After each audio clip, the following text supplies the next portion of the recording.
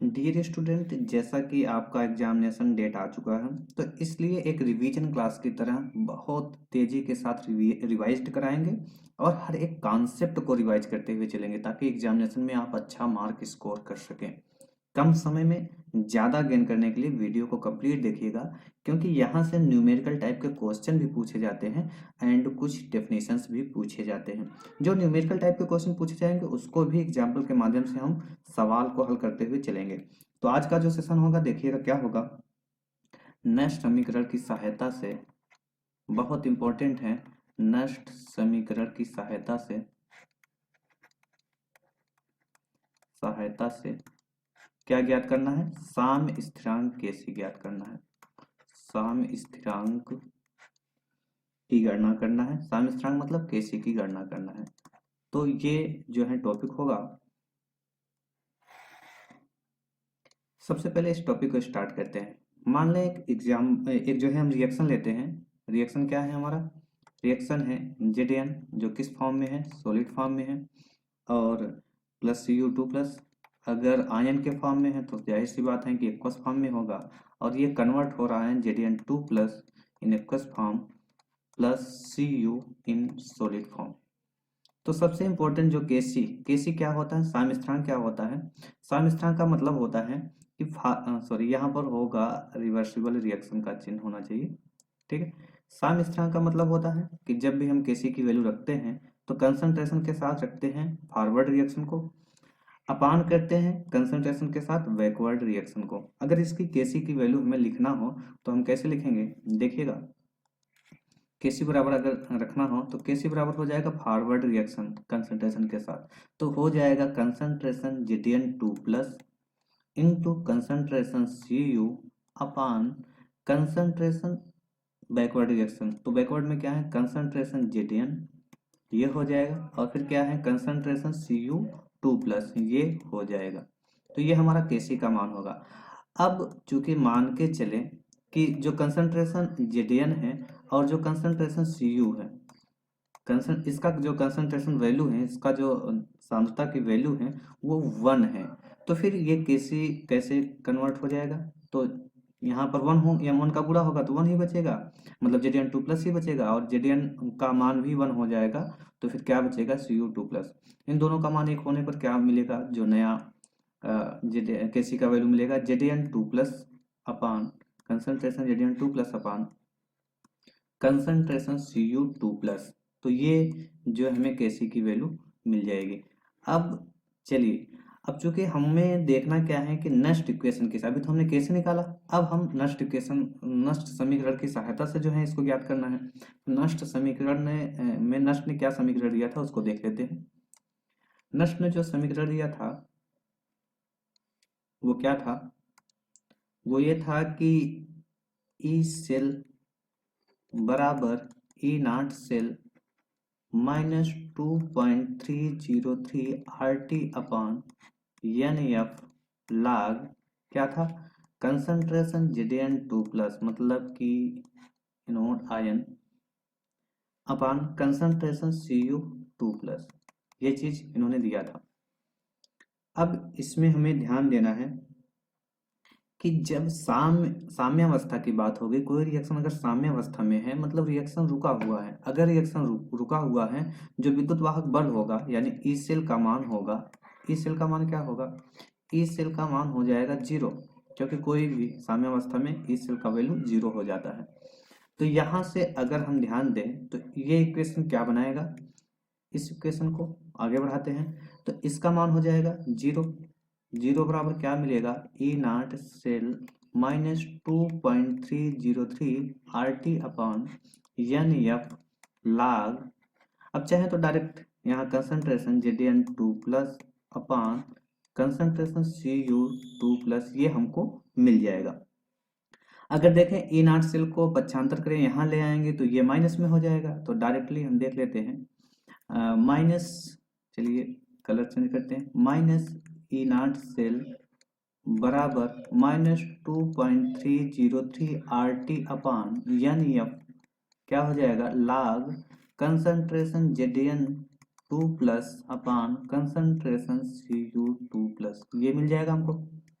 अब दोनों तरफ अगर माइनस है तो ये क्या हो जाएगा, प्लस में हो जाएगा। इसके बाद क्या होगा देखिएगा, आई होप यहाँ तक आपको क्लियर समझ में आ रहा होगा। अगर कोई चीज़ समझ में ना आए तो कमेंट बॉक्स में आप बताइएगा, हम उसको फिर से जो है एक्सप्लेन करने का प्रयास करेंगे।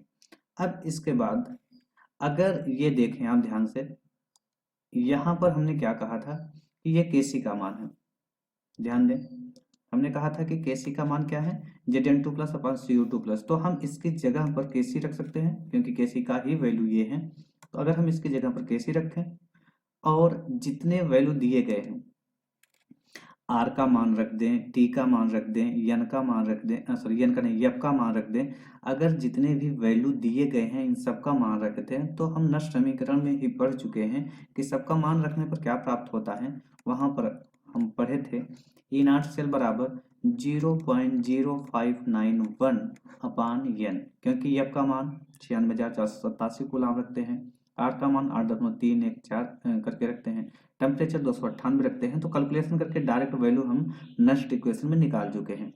हम इसे इसलिए ऐसा कर रहे हैं कि जब भी हमें कोई क्वेश्चन हल करना होगा तो अलग अलग आर का टी का मान रख के गुणा करने की आवश्यकता नहीं होगी, डायरेक्ट इस वाले फार्मूले से निकालेंगे।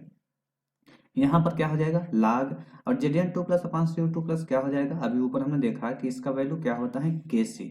तो हमें एक नया फार्मूला प्राप्त होता है जो एग्जामिनेशन के दृष्टिकोण से बहुत इंपॉर्टेंट रोल प्ले करेगा। अब अगर आगे बढ़ें तो हम क्या कर सकते हैं, जो कि जब भी सवाल में दिया जाएगा तो केसी का मान पूछेगा।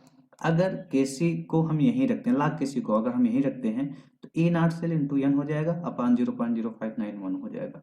तो यहाँ से क्या प्राप्त होगा, लाख केसी बराबर हो जाएगा, लाख केसी बराबर क्या हो जाएगा,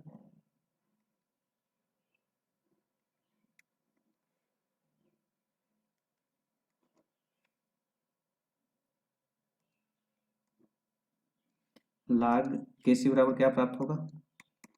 अब हमने क्या बताया, ई नॉट सेल हो जाएगा, ई नॉट सेल तो पहले से ही है, मल्टीप्लाई क्या हो जाएगा, यन अगर इस तरफ जाएगा बटे में है तो गुणा हो जाएगा, यहाँ पर हो जाएगा 0.0591।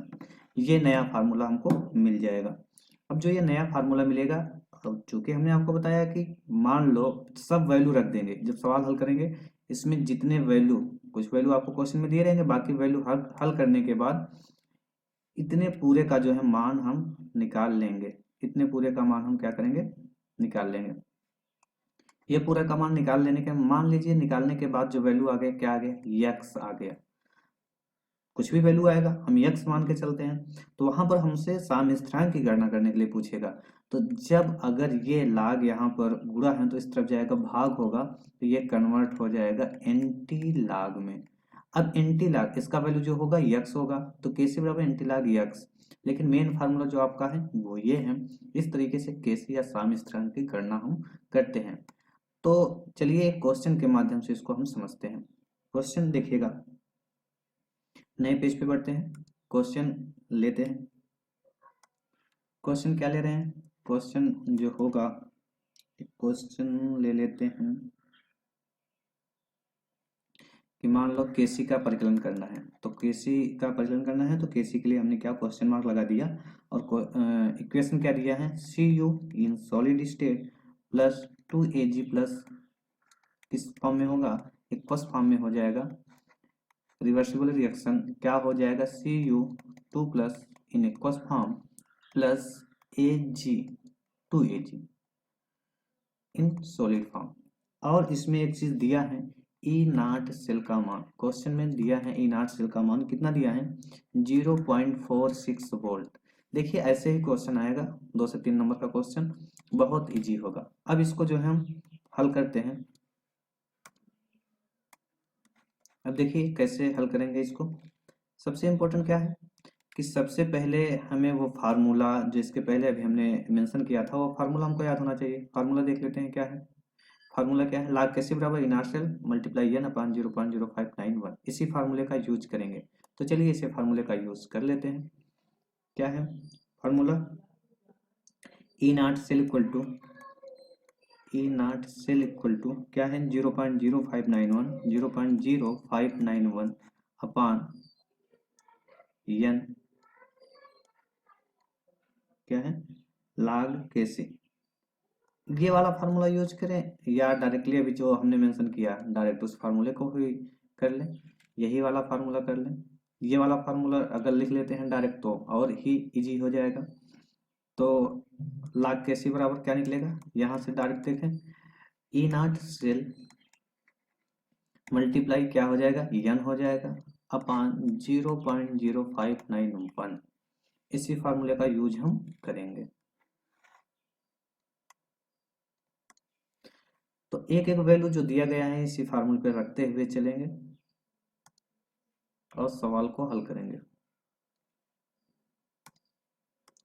देखिएगा सबसे पहले क्या है, इन 8 सेल का मान दिया है 0.46 वोल्ट, तो हम रख देते हैं 0.46 वोल्ट और मल्टीप्लाई क्या हो जाएगा, n का मतलब number of electrons. Number of electron क्या है, Cu2 प्लस में तब कन्वर्ट होगा जब 2 इलेक्ट्रॉन का त्याग करेगा, और 2Ag प्लस से Ag में तब कन्वर्ट होगा जब 2 इलेक्ट्रॉन का ग्रहण करेगा।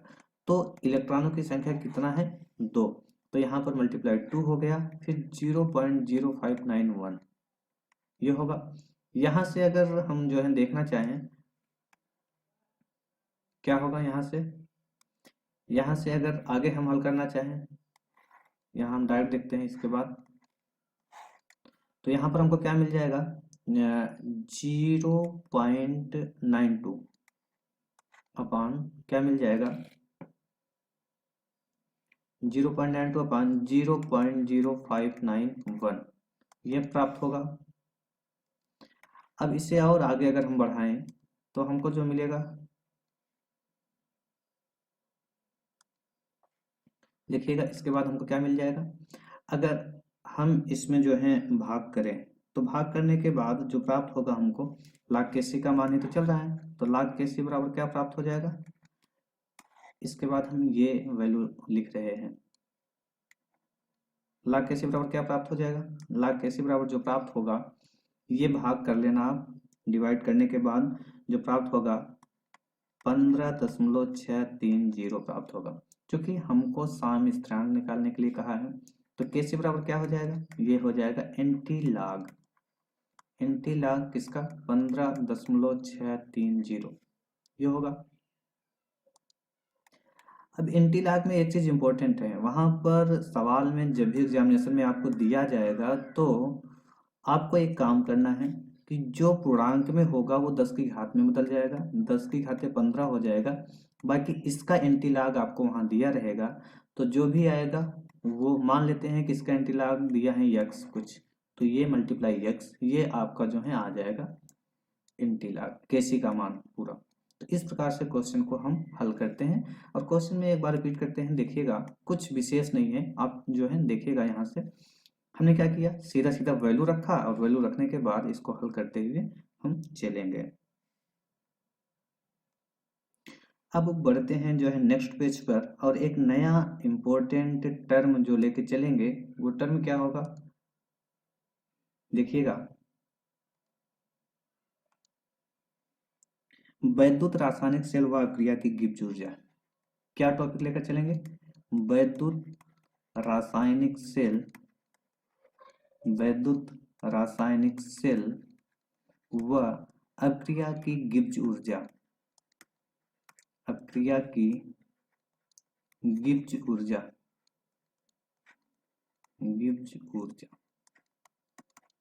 सबसे पहले हम बात करें तो ये होता क्या है,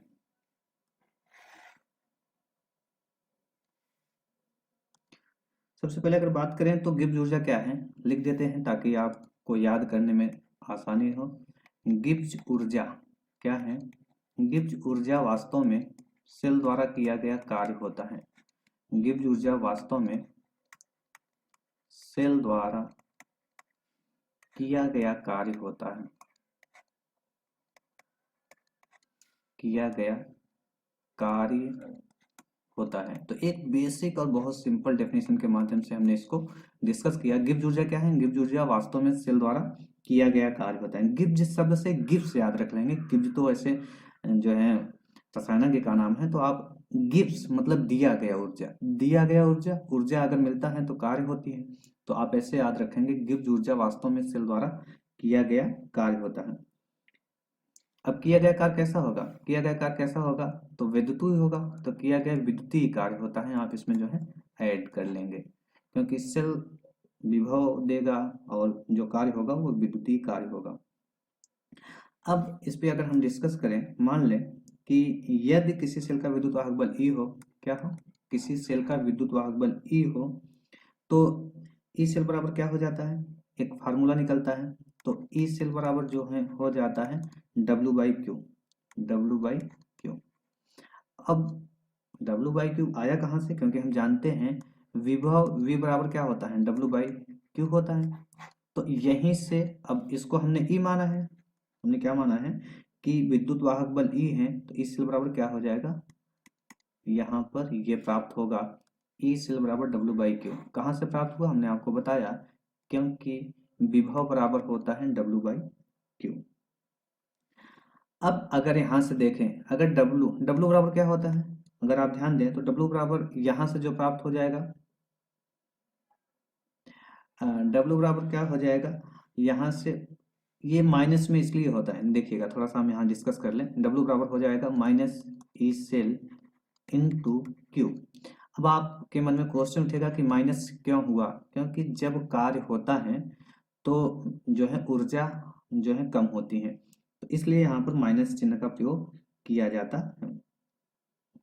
यह चीज प्राप्त हो जाएगा, यहाँ से एक नया नया समीकरण। अब हम जानते हैं क्यू मतलब आवेश होता है। आवेश क्या होता है, आवेश का मतलब होता है कि देखिएगा यहाँ लिख देते हैं, चूंकि क्यू बराबर क्या होता है, एन होता है।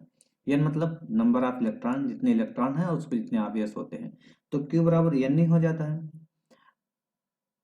और जो है मान लो जो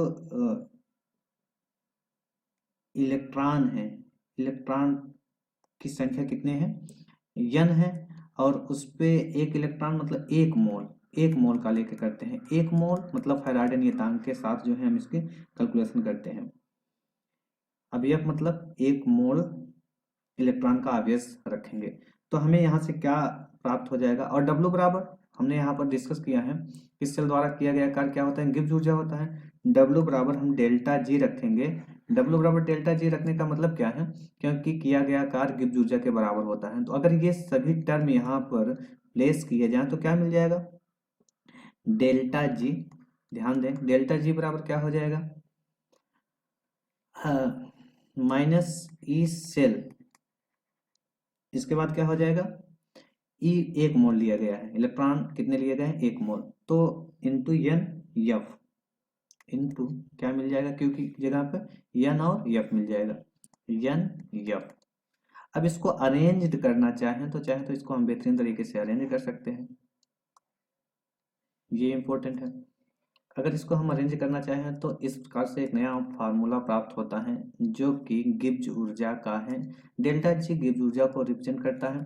अब इसको हम यहाँ अरेंज कर दें, डेल्टा जी बराबर क्या हो जाएगा, माइनस एन एफ, केवल अरेंज कर रहे हैं, ई सेल। ये फार्मूला आपको याद रखना है, इस पे सवाल आते हैं।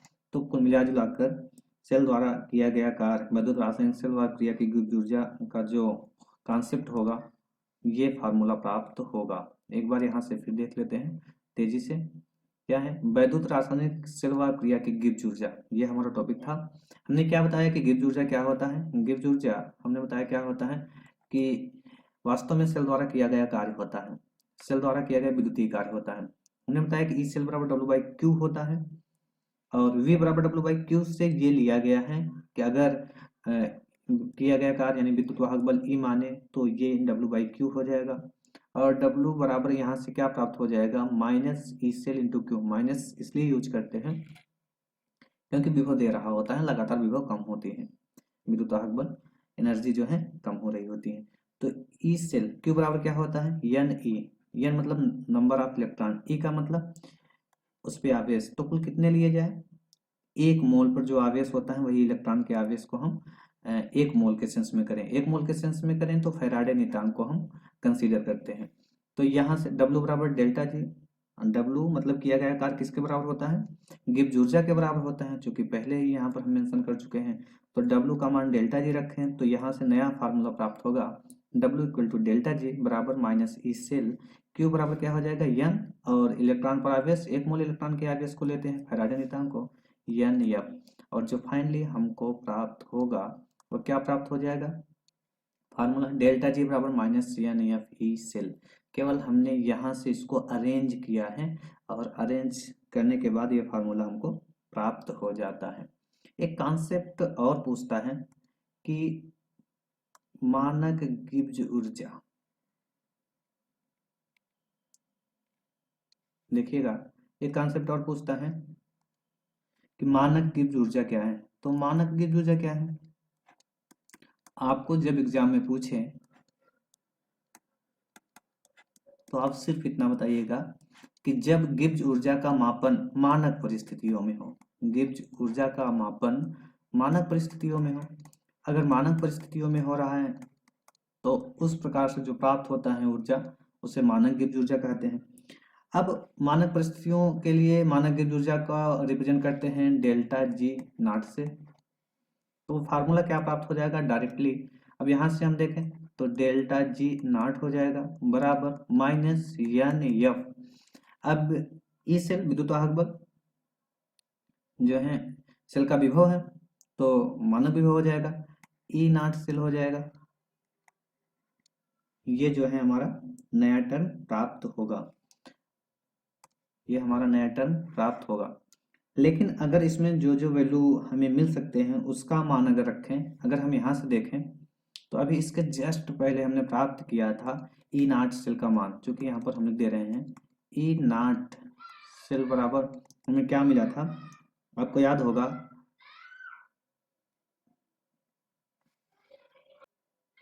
हमको मिला था 2.303 RT अपान NF, और क्या था log Kc।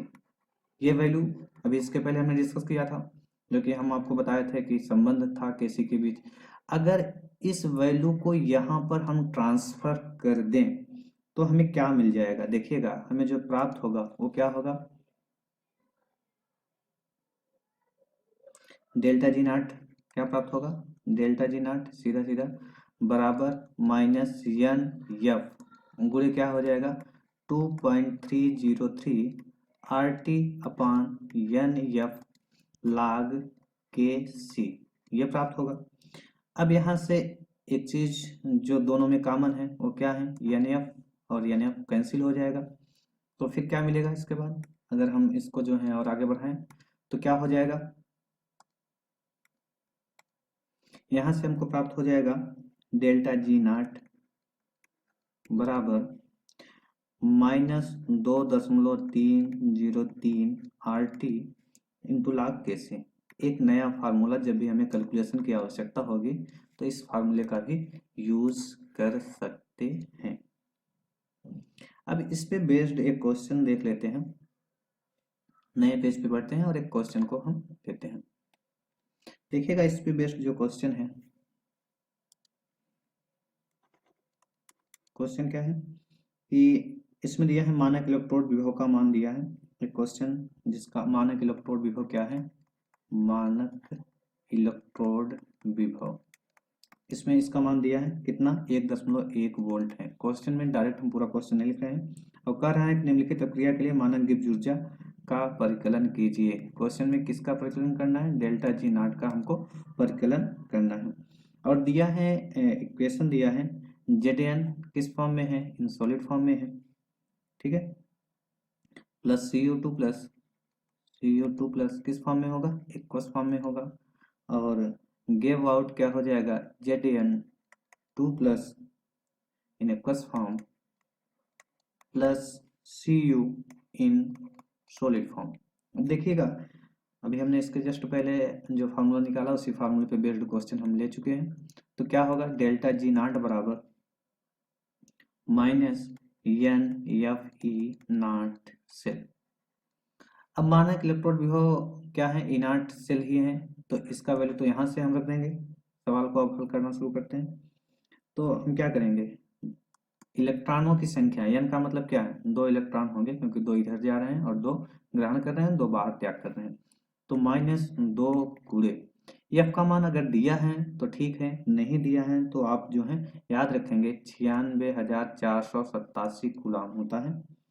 और ई नाट का मान यहाँ रख देते हैं, 1.1 वोल्ट जो है दिया है। अब इन सब का कैलकुलेशन आप कर लेंगे तो जो वैल्यू होगा वो निकल जाएगा और आपका आंसर आ जाएगा। अब जो वैल्यू आएगा, अगर वो वैल्यू आएगा किसमें, तो जूल में आएगा। किस में आएगा? जूल में आएगा। अगर जो वैल्यू आएगा उसमें 1000 का भाग कर देंगे, 1000 का भाग कर देंगे तो वो मान किस में बदल जाएगा? किलो जूल में।